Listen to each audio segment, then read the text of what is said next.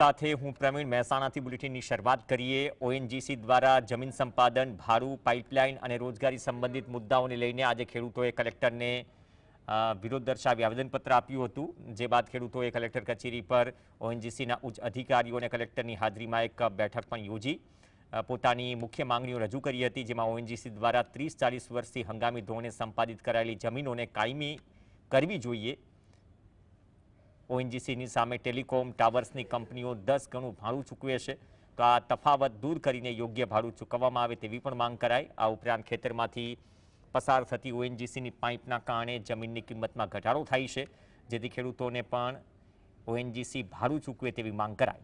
આ ઉપરાંત જે ખેડૂતોની જમીન સંપાદિત કરવામાં આવી છે તેમના લાયકાત ધરાવતા સંતાનોને ઓએનજીસીમાં કોન્ટ્રાક્ટમાં નોકરીની પણ માંગ કરાઈ।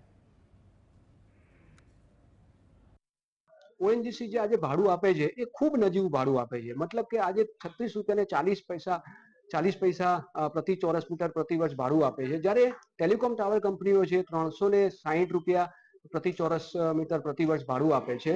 તો આ એક 10 ગણો તફાવત છે, એ દૂર થવો જોઈએ, એ અમારી આજની રજૂઆત છે। અમને લાગ્યું વહીવટી તંત્ર તરીકે કે ઓએનજીસીના જે અહીંયા મહેસાણા જિલ્લાના ઉચ્ચ અધિકારી હોય એમને સાથે રાખી અને જો ખેડૂતોના પણ સાથે બોલાવીએ તો 1 to 1 ચર્ચા થઈ શકે। એટલે એક આ પોઝિટિવ વેમાં આપણે ખેડૂત મિત્રોને પણ બધાને સાથે રાખ્યા।